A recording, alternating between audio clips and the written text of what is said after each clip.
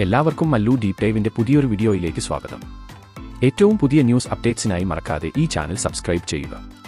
ഈ അടുത്ത കാലം മുതൽക്കേ സോഷ്യൽ മീഡിയയിൽ സജീവ ചർച്ചാ വിഷയമായി തുടരുകയാണ് രേണുസുധിയും കുടുംബവും.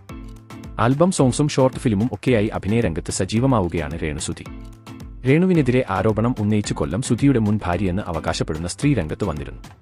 കൊല്ലം സുധിയുടെ രണ്ടാം ഭാര്യ താനായിരുന്നുവെന്നും താനുമായി പിരിഞ്ഞ ശേഷമാണ് രേണുവിനെ സുധി വിവാഹം ചെയ്തെന്നും പേര് വെളിപ്പെടുത്താത്ത സ്ത്രീ വാദിച്ചു രേണുവിനെയും സുധിയെയും കുറ്റപ്പെടുത്തുകയും ചെയ്തു.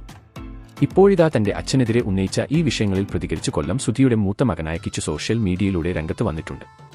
അച്ഛനെക്കുറിച്ച് ന്യൂസ് കേട്ട് കാണും, എനിക്കറിയാം, എന്റെ അച്ഛനെ പിന്നെ എനിക്കും എന്നെ അറിയാവുന്നവർക്കും അറിയാം.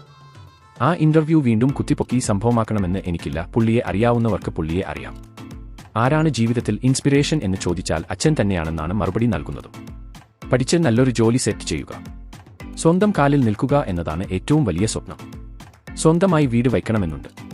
സുധിച്ചേട്ടന്റെ കൂട്ടുകാരുമായി കോണ്ടാക്ട് ഉണ്ടോ എന്ന ചോദ്യത്തിനും കിച്ചു മറുപടി നൽകുന്നുണ്ട്. ഇപ്പോൾ ആരുമായും കോണ്ടാക്ട് ഇല്ല, കാരണം എല്ലാവർക്കും അവരുടേതായ തിരക്ക് കാണും.